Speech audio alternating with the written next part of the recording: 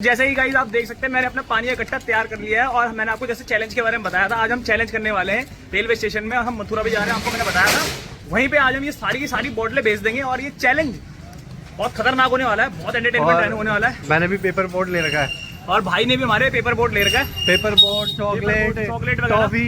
ये जो हमारा चैलेंज है ना ये यूट्यूब पे आ जाएगा, दोनों के उसमें आ जाएगा ये वाला चैलेंज और बहुत ज़्यादा खतरनाक होने वाला है। इसको एंटरटेनमेंट हम बनाएंगे और देखते रहे हमारे इस चैनल को। ठीक है गाइस, जैसा कि आप देख सकते हो अभी हम शादीपुर मेट्रो स्टेशन पे हैं और अभी हम अपनी ऊपर से ट्रेन पकड़ेंगे न्यू दिल्ली की और न्यू दिल्ली से हम उतरेंगे और वहाँ से लेंगे अपनी मथुरा की ट्रेन। और जैसे कि आपको पता ही है कि हम एक नया चैलेंज भी लेके आ चुके हैं और नया चैलेंज जैसे कि ये हमने ये लिया है, हम पेपर बूट की जो इलायची वाली जो वो होती है, क्या कहते हैं, लीची वाली जो फ्रूटी टाइप होती है, हम वो भी बेचेंगे और हम बिस्लरी की पानी की बोतल भी बेचेंगे और देखते हैं हम कितने मनी कमा पाते हैं और कितने लोगों को हम बेच पाते हैं। आप भी देखते रहें और बने रहें हमारे चैनल में और सब्सक्राइब भी करना। और जो ये चैलेंज है किसी ने आज तक करा नहीं है, सिर्फ हम कर रहे हैं। क्यों?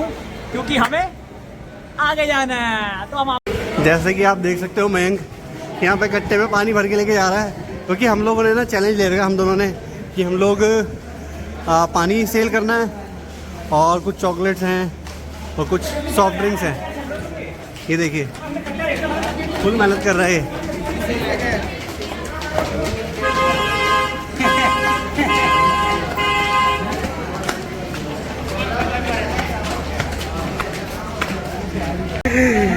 इधर के लिए इतना बाल उठाएगा मेट्रो से उतर के दोबारा मेट्रो में जा रहा है।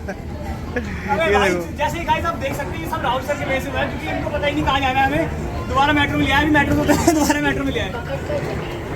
दोस्तों फाइनली गाइस अभी आपको जैसे कि मैंने बताया था कि हमारी ट्रेन छूट चुकी है और अभी हम बाहर आए मार्केट की तरफ। तो आप जैसे नई दिल्ली रेलवे स्टेशन से हम बाहर उतरेंगे ना तो यहाँ पे आपको बहुत सारे फूड के स्टॉल दिखेंगे और जैसे कि आप देख सकते हैं अभी हम खाने आए हैं यहाँ पे। भाई अब क्या बनाते हो जरा बताओगे जरा हमारी वीडियो में? पराठा है, रोटी है, भटूरे है। अच्छा, कितने रुपये की प्लेट है पराठे की? 4 रोटी सब्जी का 30 का है। अच्छा, और पराठा 30 के 2 है। अच्छा, तो अगर आपको नई दिल्ली में आप उतरो, जो बंदा मतलब नई दिल्ली आता, कहीं से भी आता, दूर से भी आता, चाहे अमृतसर से आता, चंडीगढ़ से आता, नई दिल्ली उतरे तो यहाँ पे नई दिल्ली से उतर के लेफ्ट साइड में ले या अंदर मार्केट की तरफ जाए। आगे मार्केट भी जैसे कि आप दिखा सकते हैं, आपको आगे मार्केट भी है, पूरी मार्केट है। कुछ ना कुछ जिसको खरीदना हो यहाँ से खरीद सकता है, सब कुछ मिल जाएगा यहाँ पे, जरूरत का सामान आपको। और खाने के लिए यहाँ पे स्टॉल ही स्टॉल है और आप अपना पेट पूजा कर सकते हैं और खा पी सकते हैं आराम से और उसके बाद आप अपनी जर्नी तय कर सकते हैं। देख सकते हैं मैं न्यू दिल्ली रेलवे स्टेशन पे हूँ और ये यहाँ पे अभी क्या कहते हैं ट्रेन का वो बना पड़ा है। अबे गाइस आपको एक चीज ध्यान रखो, अबे ये बंदा कौन है? ये जान बंदा लग रहा है, मुझे ऐसा लगता है ये बंदा में जान है। अबे ले तो भाई कौन हो आप? अबे ये तो आरकेटी सर है। और आरकेटी सर आप क्या कर रहे हैं यहाँ पे? बढ़िया बढ़िया। तो मैं जा रहा हूँ मथुरा। अच्छा, मथुरा में घूमने जा रहा हूँ, वृंदावन जा रहा हूँ, प्रेम मंदिर जा रहा हूँ, बहुत सारी जगह जा रहा हूँ। और अभी आप देख सकते हो अभी हम कहाँ पर हैं? नई दिल्ली रेलवे स्टेशन पे। नई दिल्ली रेलवे स्टेशन इतनी बढ़िया बढ़िया पेंटिंग है, आप छत पे मत जाने की कोशिश करना, यहीं से फोटो खींच लेना। टिकट कहाँ मिलती है? इससे पता लग रहा है कि आप कहाँ पर हो, इंडिया में। तो गाइस हमारा जो ब्लॉग है फुल कॉमेडी मिलेगा इसमें। और हम चलते हैं टिकट काउंटर लेने। चलो आलो टिकट लेने चलते हैं। टिकट काउंटर कहाँ पे भैया? टिकट काउंटर आगे मिलेगा आपको, आगे मिलेगा। और सो गाइस जैसा कि आप देख सकते हैं हम जा रहे हैं टिकट लेने। कहाँ जा रहे? टिकट लेने, वो भी बिना पैसे की। क्योंकि भाई ने लॉकडाउन में काम करा था बिना पैसे का। बिना पैसे का हमने भाई आज फिर से करेगा वही काम, जमेल वाला। लेकिन ये टिकट मिलेगी कहाँ? हाँ? लेकिन ये टिकट मिलेगी कहाँ? भाई ये बहुत बड़ा सवाल है। ये टिकट कहाँ? भाई टिकट कहाँ मिलेगी? नहीं मिलेगी। तो जैसे कि आप देख सकते हैं कि गाइस क्या कहते हैं यहाँ पे जो रेलवे स्टेशन पे दिन भर रहते हैं और वो करते हैं, सूंघते हैं, तो वो कह रहे हैं कि टिकट कहाँ मिलेगी। आगे कहाँ पे? कि हम टिकट के लिए हम बेताब हो रहे हैं और हम पता नहीं चल रहा टिकट कहाँ मिलेगी। हमें चाहिए जनरल वाली, मथुरा लोकल चाहिए, आगे जाना पड़ेगा बहुत। तो जैसे कि हमें गाइस सारे बंदे बता रहे हैं कि टिकट के लिए हमें आगे जाना पड़ेगा। आगे जाना पड़ेगा। आगे हमारे बिना टिकट की ट्रेन है। आगे जो है, जो आगे जो टिकट मिलती है वो है बिना टीटी के। आगे जो ट्रेन है वो बिना टिकट के है। ये दिखाओ ट्रेन। ये देखो ये ट्रेन का इंजन है जो कि आरकेटी सर ने खरीद लिया है आज से 10 करोड़ साल पहले। आरकेटी सर आपका क्या एक्सपीरियंस रहा है इस ट्रेन के बारे में? ट्रेन के बारे में मेरे को खुद ही पता कैसा एक्सपीरियंस है। तो आप कहाँ जा रहे हो? यहाँ पे लिखा है नो एंट्री, यहाँ तो एंट्री ही नहीं है। तो ये देखो जरा वीआईपी एंट्री वाला गेट कहाँ पर है? वीआईपी एंट्री वाला? क्यों, आप वीआईपी हो क्या? नहीं नहीं, तो फिर कोई तो होगा वीआईपी। ये आ गए अंकल। गाइस हम उस जगह पे पहुंच गए हो जहाँ पे हमें टिकट मिलेगी। जैसे कि आप देख सकते हैं सामने वो जगह है जहाँ पर हमें टिकट मिलेगी। काउंटर है गाइस, ये टिकट काउंटर है। यहाँ पे टिकट मिलेंगे आपको। कहीं के लिए भी, दिल्ली जाना हो, अमृतसर जाना हो, चंडीगढ़ जाना हो, कहीं भी जाना हो, इंडिया के अंदर आपको कहीं पर भी जाना, कहीं पे जाना हो, कहीं पे भी मतलब समुद्र पार भी जा सकते हैं आप। यहाँ से यहीं से टिकट लें और यहीं से टिकट अपनी बुक करें। और तो बस मैं यही कहना चाहूँगा, बस टिकट लेनी है अभी तो हमको आपको। ऐसा ही गाइस आप देख सकते हैं, ये देखो बंदा कैसे टाप चुका है यहाँ से। ये आरकेटी तिवारी, ये देखो यहाँ पे खड़ा होकर देखो कैसे टापा है अभी ये बंदा यहाँ पे टिकट लेने के लिए। देखो टिकट लेगा ये बंदा, फुल टोपी पहन के इस बंदे ने टोपी इसलिए पहन रखी है ना गाइस, क्योंकि ये वो बंदा है ना, ये नारुतो बन के आया है आज। अभी ये मथुरा जाके ये बंदा कृष्ण जी बन जाएंगे। तो इनका समझ नहीं आता मुझे इनका क्या सीन है। और आज ये टिकट लेने वाले हैं गाइस, देखो टिकट ले रहे हैं अभी फुल एकदम। अभी जंप कैसे मारी इन्होंने वो देखा आपने? सिस्टम ही बिगाड़ दिया इन्होंने एक आधे का। दे दिए, टिकट भी ले ली है और सिस्टम इनका डाउन हो चुका है। देखो आ रहे हैं यहाँ से चल के आ रहे हैं। ये बंदे ने टिकट ले लिया फुल टाप के, जैसे कि आपने देखा था वो टाप कैसे गए थे और टिकट लेके आ चुके हैं। जैसे कि कितनी टिकट ले ली सर आपने? 2 लिए। और आप पब्लिक में देखा आपको टापते हुए, आप टाप के कैसे गए? यार वो क्यों रिकॉर्ड कर लिया? वो तो सबसे ज़रूरी था।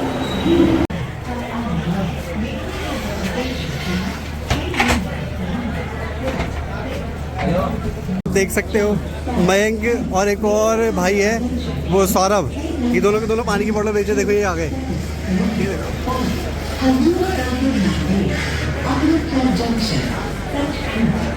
ये देखिए ये अपना पूरा टास्क पूरा कर रहे हैं।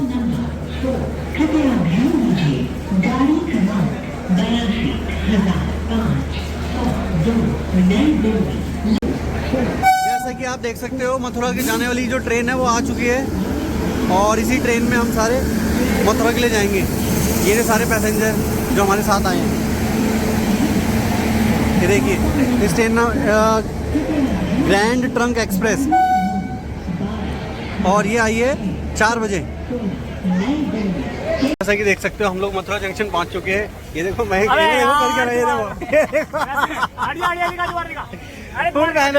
तो जैसे ही गाइस आप देख सकते हैं, हम ये कट्टा लेके आए थे पानी का, ये हम लेके आए थे बेचने के लिए, पर हमारा चैलेंज हो गया फेल। अब हम इन्हीं नल्ले लोगों का छप्पनी चप्पल छोड़ सब बंदों को पिलाएंगे।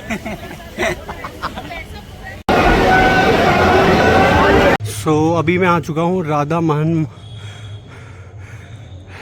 मदन मोहन जी महाराज जी के मंदिर में।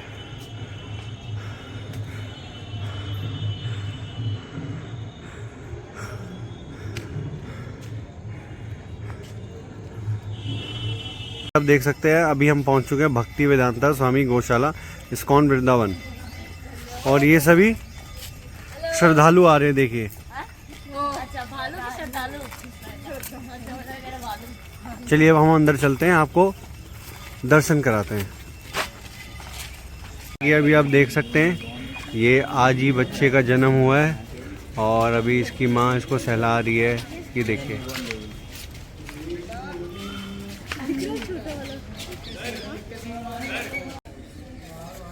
जैसे कि गाइस आप देख सकते हैं, जैसे कि आप गाइस हमारे यहाँ पे गाइस देख सकते हैं, एक गाइस आप हैं और एक गाइस ये है। दोनों में सिर्फ फ़र्क ये है कि आप सिर्फ 2 टांग पे चलते हो और ये 4 टांग पे चलते हैं। और तुम नींद में हो गया? कौन? तुम? मैं नींद में नहीं हूँ और नहाए भी नहीं हो। और नहाए भी नहीं हो और मैं नहाया भी नहीं हूँ। ऐसा क्यों गाइस? क्या आप सोच सकते हो? क्योंकि मैं गाइस ही रिच हूँ, जैसे कि आप दिखा सकते हो गाइस को। हरि बोल। ये देखिए तो दोस्तों ये देखिए आ गए हैं सारी की सारी जो गाय देखने। गाय हैं वो कैसे कैसे पास आती जा रही है। देखिए भी देखेंगे, ये देखिए बैल, ये देखिए बैल्स, गाइस नहीं बैल, सारी की सारी पास में आ रही है। देखिए ये भी है। और तो ये भी गाइस है, sorry my mistake, big mistake.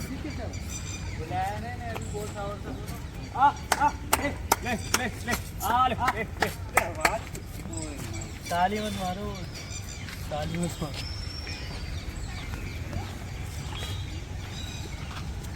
देख सकते हैं आप, ये हमसे कुछ कहना चाह रही है पर हम कुछ समझ नहीं पा रहे क्या कहना चाह रही है हमसे।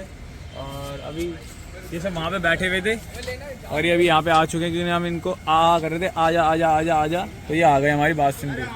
मुझे समझ नहीं आ रहा इस भौतिक जीवन में, जब हमने इनको बोला आ तो ये आ गए। इसका मतलब हम गाए थे पहले। आ जाए यार। देख सकते हो अभी हम आ चुके हैं काली देह मंदिर। ये मंदिर की एंट्रेंस है और यहाँ पर अभी हम सब लोग जूता चप्पल उतार देंगे। कालीदाह मंदिर, यहाँ पर कुछ भक्त अभी जो हमारे साथ है वो आ रहे हैं। हम धीरे धीरे अंदर की ओर बढ़ते हैं। ये देखिए,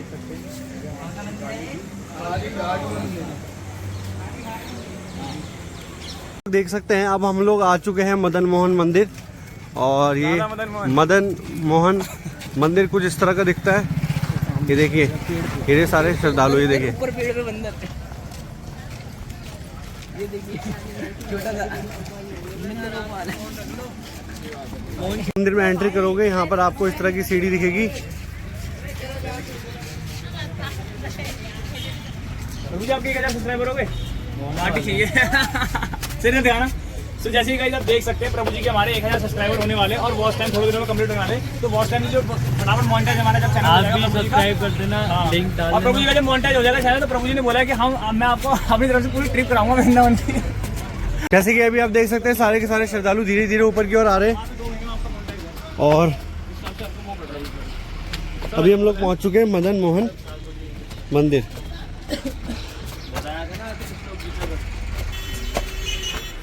और इसकी ये सीढ़ियाँ हैं मंदिर की ओर जाने की। अब आप ऊपर से देखिए यहाँ का नज़ारा, सुंदर दृश्य है। ये देखो ना, पाए थे ना यहाँ पे, जहाँ पे कालिया दमन लीला हुई थी, मैंने बताया था कूदे थे। तो ठाकुर जी काफ़ी टाइम तक पानी के अंदर रहे यमुना जी में। जब वो यमुना जी में रहे काफ़ी टाइम तक, क्योंकि कालिया नाग ने उन्हें जकड़ भी लिया था। तो जब उन्हें जकड़ लिया था काफ़ी टाइम तक रहे, जब वो बाहर आए कालिया को उद्धार करके, फिर ठाकुर जी को लग गई थी ठंड, क्योंकि काफ़ी टाइम तक वो पानी के अंदर रहे थे। अब ये जो स्थान है ये द्वादश शीर्ष टीला है। ये द्वादश शीर्ष टीला, इसका नाम कैसे पड़ा? ये पहाड़ था और यमुना जी यहाँ तक बहती थी, यहाँ तक बहती थी जहाँ हम बैठे ना, इधर ये पूरा यमुना जी बहती थी यहाँ पे। तो जब वहाँ पे कालिया का कर दिया, उन्हें ठंड लग गई, पानी के अंदर बहुत देर तक रहे, ठंड लग गई, तो वो इस स्थान पर आके बैठे थे। इस स्थान पे बैठे थे तो ब्रह्मांड के 12 सूरज आए थे उन्हें ताप देने के लिए, हीट देने के लिए। जब हमें तबीयत खराब रहती है हमारी, तो हम लोग आग वाग सेकते ना, तो ठाकुर जी को 12 सूर्य यहाँ पे हीट देने के लिए आए थे इस स्थान पे। पूरे 12 सूर्य, सोचो एक सूर्य हमसे संभलता नहीं है, उस समय 12 सूर्य आए थे। और ठाकुर जी के अंदर क्या पावर है, क्योंकि 12 सूर्य का ताप भगवान ही सह सकते हैं, हम एक के नहीं सह सकते। तो वो 12 सूर्य ऐसे नहीं पूरे आए थे, तो यहीं पर ही बैठ के उन्हें करी थी। तो अब ये सवाल आता है मदन मोहन टेम्पल कैसे बना यहाँ पे? ये द्वादश टीला, ये लीला स्थली है, यहाँ पे ठाकुर जी ने बैठ के आज 12 जो ब्रह्मांड के सूर्य थे उनसे ताप लिया था, उनके फिर वो ठीक हो गए थे। तो चैतन्य महाप्रभु जब आए थे ठाकुर जी कलयुग में 500 वर्ष पहले, तो ये मंदिर 500 वर्ष पुराना है। तो जब वो आए थे तो उनके शिष्य थे 6 गोस्वामी, जिनको आदेश दिया था कि तुम जाओ लीला स्थली खोजो जो लुप्त हो चुकी है, क्योंकि उससे पहले अंग्रेज जो आए थे वो पूरा तहस नहस करके चले गए थे। तो जो ब्रजवासी थे वो ठाकुर जी के जो डीटीज़ हैं, वो कोई मिट्टी में दबा के चला गया, कोई कहीं चला गया, ऐसे भाग गए थे सारे। तो चैतन्य महाप्रभु जो कि स्वयं कृष्ण है आए थे, जो इस टेम्पल में आते हैं उन भक्तों को पता है कि चैतन्य महाप्रभु कौन है। तो वो आए, तो उनके शिष्य थे 6 गोस्वामी। 6 गोस्वामी में से 2 प्रमुख है, रूप और सनातन। तो सनातन गोस्वामी यहाँ पे बैठ के भजन करते थे, ये उनकी भजन कुटीर थी। तो वो यहाँ पे बैठ के भजन करते थे, तो उन्हें पता लगा द्वादश शीर्ष टीला है, उन्हें पता लग गया था, क्योंकि भजन करते थे यहाँ पे बैठ के, माला करते थे, हरे कृष्ण कृष्ण कृष्ण हरे हरे, हरे राम राम राम हरे हरे। तो एक समय क्या हुआ, जब अद्वैत आचार्य जो कि चैतन्य महाप्रभु के साथ ही आए थे, चैतन्य महाप्रभु से पहले, पंचतत्व है ना, पंचतत्व में से एक थे अद्वैत आचार्य, जो कि महाविष्णु और सदाशिव के अवतार हैं। तो वो यहाँ पे मायापुर धाम से वृंदावन आए थे।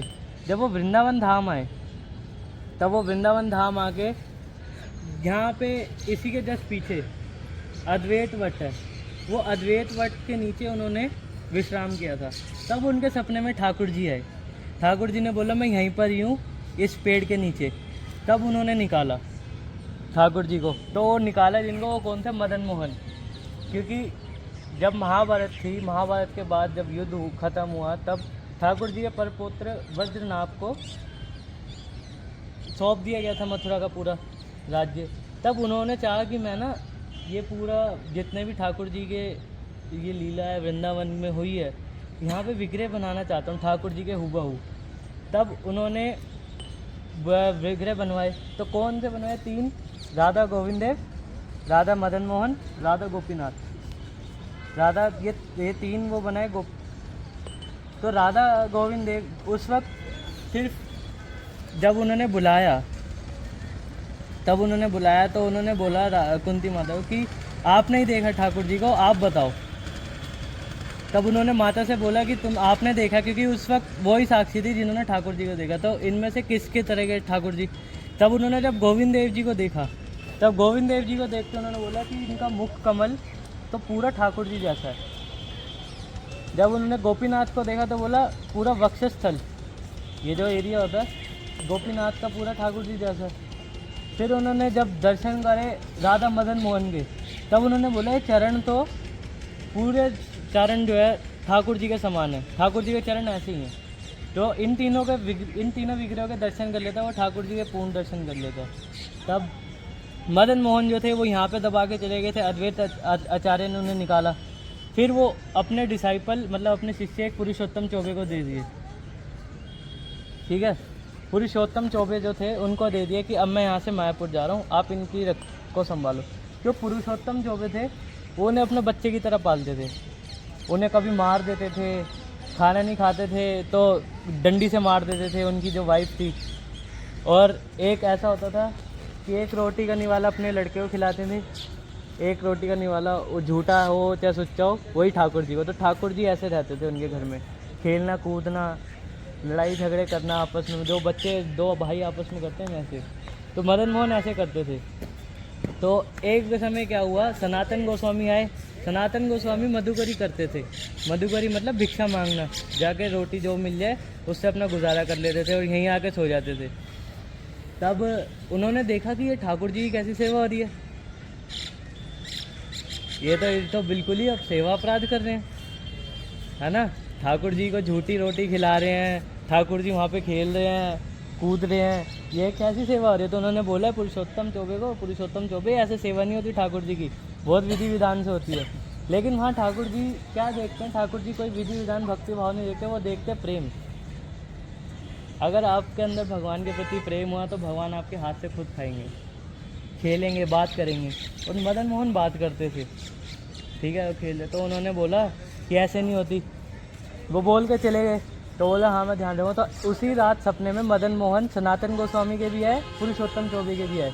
पुरुषोत्तम चौबे को बोला कि ये जो सनातन अभी आया था ये बेचारा मधुकरी करके खा, तो इसको मेरे को, तेरे पास तेरा लड़का भी है, उसके पास तो कोई नहीं है, तो उसी को दे दे, वही मेरी सेवा कर लेगा, ठीक है। तो पुरुषोत्तम चौबे को ये बोला मदन मोहन ने। और सनातन गोस्वामी को बोला, सनातन गोस्वामी के सपने में भी आए कि वो तो मैं वहाँ पे बहुत सेवा भाव उनकी ऐसा था, प्रेम भाव वात्सल्य रस में रखते थे मेरे को, ठीक है।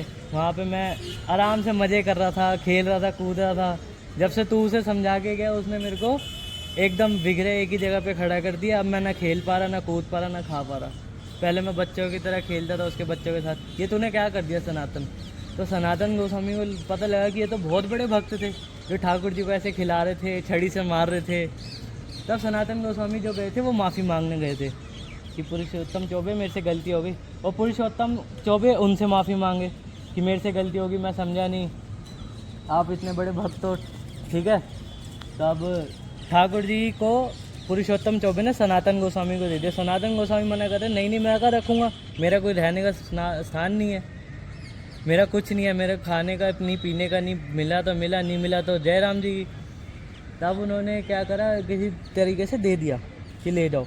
अब सनातन गोस्वामी आ गए लेके उन्हें। तो सनातन गोस्वामी यहाँ भजन कर रहे होते थे, तो ठाकुर जी बच्चों के साथ नीचे खेल रहे होते थे यहाँ पर। यहीं पे द्वादश सिट्टे टीला है ना, जहाँ से मैं यहाँ से ये इसी के नीचे खेल रहे होते थे। तो एक समय क्या हुआ, जब ठाकुर जी को पता लगा उसका भक्त इतनी तकलीफ़ में रहता है कि यहाँ पे कुछ भी नहीं है, दियावान जंगल है ना। तो एक समय क्या हुआ, क्योंकि उन्हें कैसे एहसास हुआ था, ठाकुर जी ने बहुत सुंदर लीला करी थी। ठाकुर जी को वो जो उन्हें रोटी मिलती थी रूखी सूखी वो खिला देते थे, और ठाकुर जी ने एक बारी उनका हाथ पकड़ के बोला, सनातन तू मेरे को क्या खिलाता रहता सूखी रोटियाँ, मैं माखन मिश्री खाने वाला, कम से कम इसमें नमक ही डाल ले, क्या सूखी रोटी खिलाता रहता है। ठाकुर जी ने बोला तो सनातन गोस्वामी ने पता क्या जवाब दिया, कह रहे हैं मैं भजन करने आया हूँ, मेरे भजन करूँगा मैं या तुम्हारी नमक रोटी देखूँगा।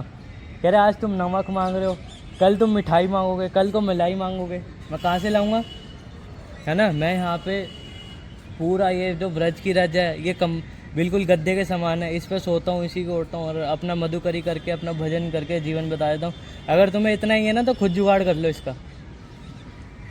ठाकुर जी ने सुन, ठीक है। अब वो खेल रहे एक दिन, तो राम कपूर दास यहाँ से इन्वेटर था आगरा का बहुत बड़ा, तो वो यहाँ से उसका जहाज़ निकल रहा था, ठाकुर जी ने जहाज़ फंसवा दिया उसका। ठाकुर जी ने लीला करी, जहाज़ फंसाया, तो उसने अपनी दूरबीन निकाल कर देखा आसपास, तब उन्होंने देखा कि यहाँ पे जो कुछ बच्चे खेल रहे हैं, यहाँ पे कुछ बच्चे खेल रहे हैं। तो उन्होंने एक बच्चों से पूछा, तो ठाकुर जी बोले कि अच्छा तुम्हारी नाव फंस गई, तो यहाँ पे ना एक बहुत बड़े संत हैं द्वादश सिट्टे टीला पे ऊपर रहते हैं, वो तुम्हारी नाव निकलवा सकते हैं, ठीक है।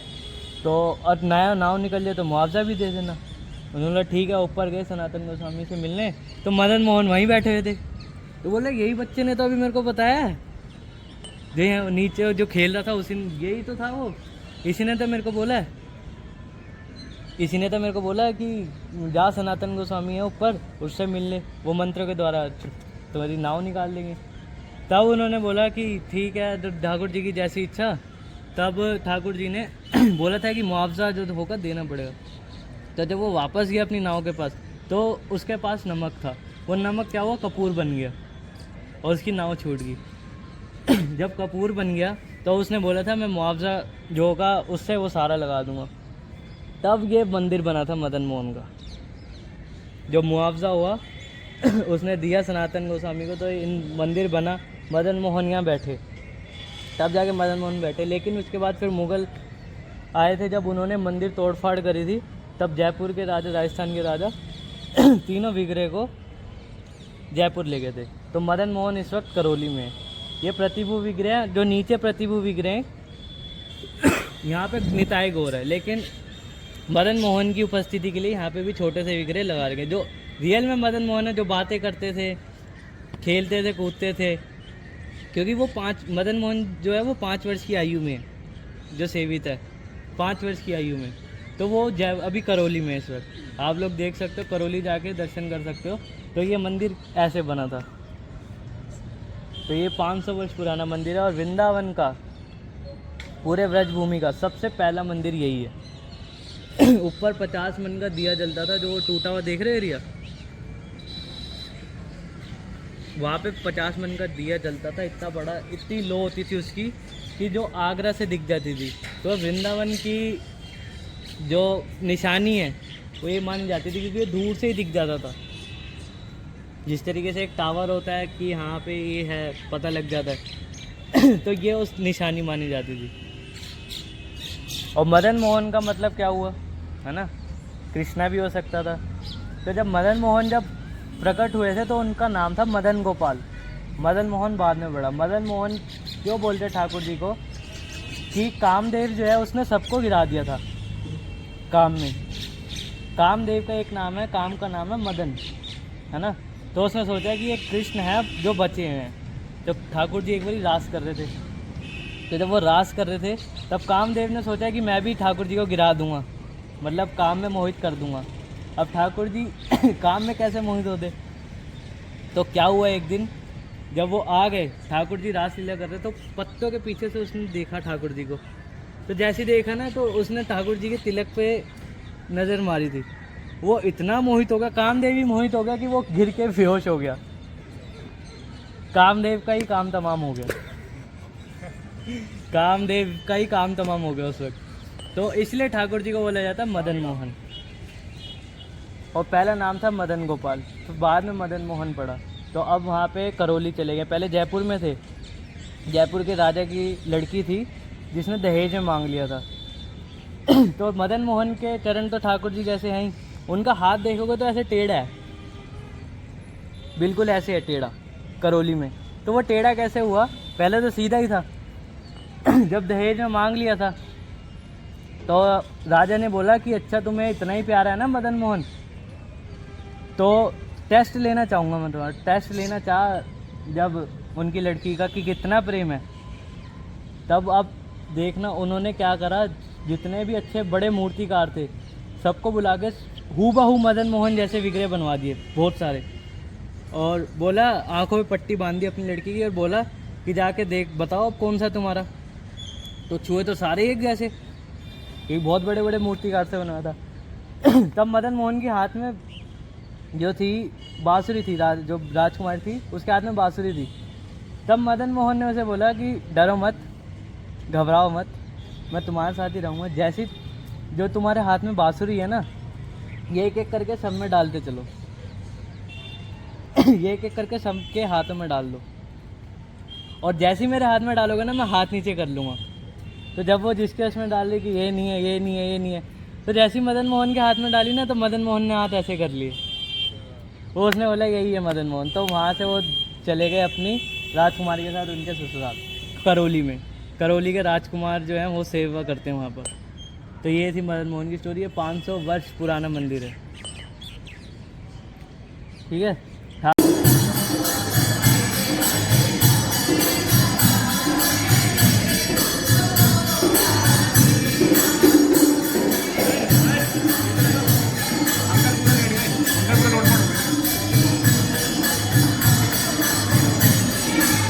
वृंदावन के जो प्राण धन है वो राधा रमन, हार्ट ऑफ वृंदावन, ठीक है। तो राधा रमन जो हमारे छोटे से लाल हैं, बहुत छोटे हैं इनके दही, ठीक है। तो हुआ क्या था, जैसे बताया था अभी, षट गोस्वामी थे, उनमें से एक थे गोपाल भट्ट गोस्वामी। गोपाल भट्ट गोस्वामी जो थे, नेपाल की गंडकी नदी से उन्हें शालिग्राम शिला मिली बाढ़, तो वो बार बार उनके पास आ गई, तो वो ले आए थे। तब वो जब ले आए, तब वो यहाँ ला के उनकी सेवा करते थे वृंदावन में, इसी जगह पे आगे देखोगे तो वहाँ पे वो सेवा करते थे। तो उसमें एक दामोदर शिला थी, दामोदर शिला बोर्ड होती है बड़ी। तब एक बारी जो ठाकुर जी के श्रृंगार के कपड़े दर्शन करने आता है ना, वो दर्शन श्रृंगार के लिए वो देने आता है कपड़े ठाकुर जी के, तो वो आया था, सबको दे रहा था, तो सब ले रहे थे। अब गोपाल भट्ट गोस्वामी से बोला कि तुम भी ले लो। तो गोपाल भट्ट गोस्वामी बोलते मेरा लाला तो भी बहुत छोटा है और ये गोल है, इसको मैं कैसे पहनाऊँगा, क्योंकि कुछ भी आकार नहीं था, गोल शीला थी, तो मेरे पास है ही नहीं, मैं पहनाऊँगा उसको। उस वक्त गोपाल भट्ट गोस्वामी बहुत दुखी हुए कि मेरा तो लाला ही नहीं है, मैं किसको बनाऊँ। अब ठाकुर जी सुन लेते हैं भक्तों की। तब उसी दामोदर शिला से उस दामोदर शिला से राधा रमन स्वयं प्रकट हुई। अगले दिन जब वो सुबह अपने शालिग्राम शिला को का स्नान करने, अभिषेक करने गए, तब उनका जो बैग था उनसे निकाला ना जब उन्होंने, तो दामोदर शिला देखा कि उन्होंने अंदर उनके राधा रमन है। तो जितने भी गोस्वामी थे सब चलाने लगे राधा रमन प्रकट हुए, राधा रमन प्रकट हुए। तो जो सब पे दर्शन कर लेता है और किसी के नहीं करे, जिसने सिर्फ राधा रमन के कर लिए उसने सबके कर लिए। क्योंकि जब देखा तब उन्होंने कहा गोपीनाथ के जो गोस्वामी कि इनका वक्षस्थल तो मेरे गोपीनाथ जैसा। रूप गोस्वामी बोलने लगे कि इनका जो मुख कमल है वो तो मेरे गोविंद जैसा। सनातन गोस्वामी बोलने लगे कि इनके जो चरण कमल है वो तो मेरे मदन मोहन जैसे।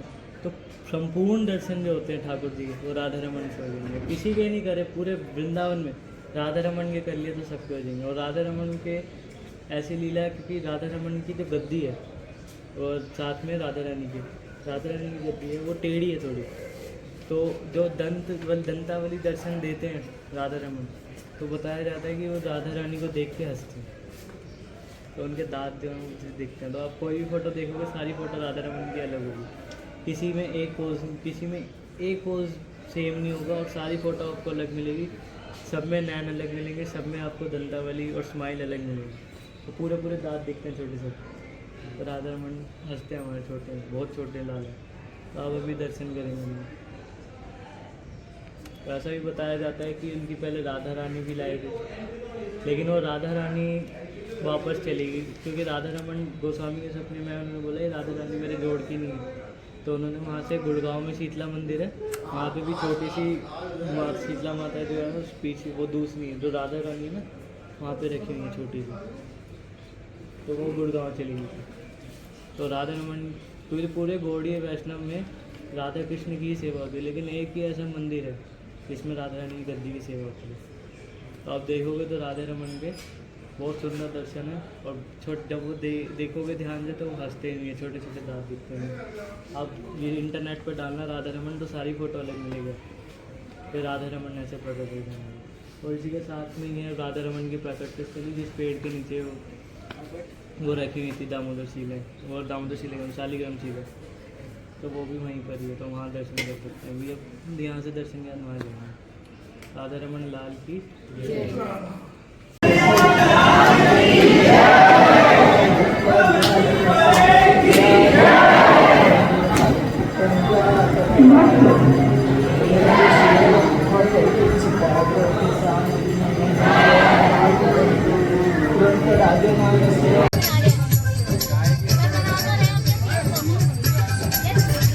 तो जैसा कि आप देख सकते हो अब हम लोग नाव में बैठ चुके हैं और ये सारे बच्चे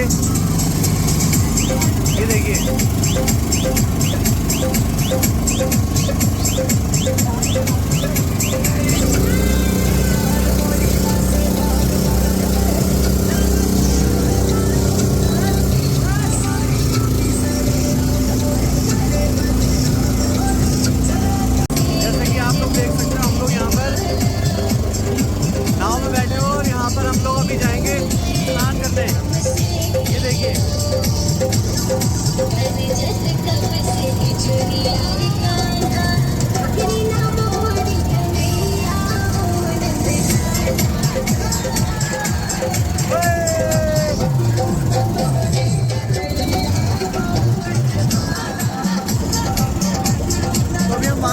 सारे के सारे खूब नहाएंगे खूब।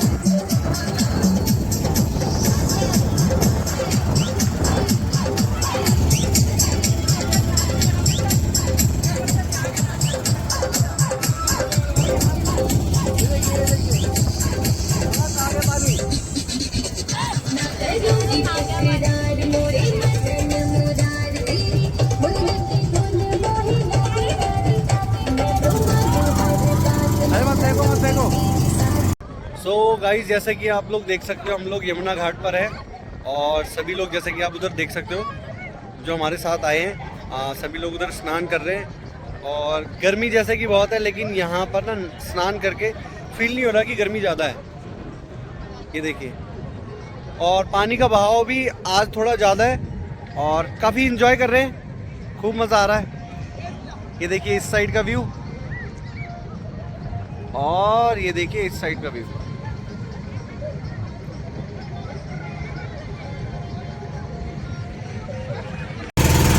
बोलो बांके बिहारी लाल की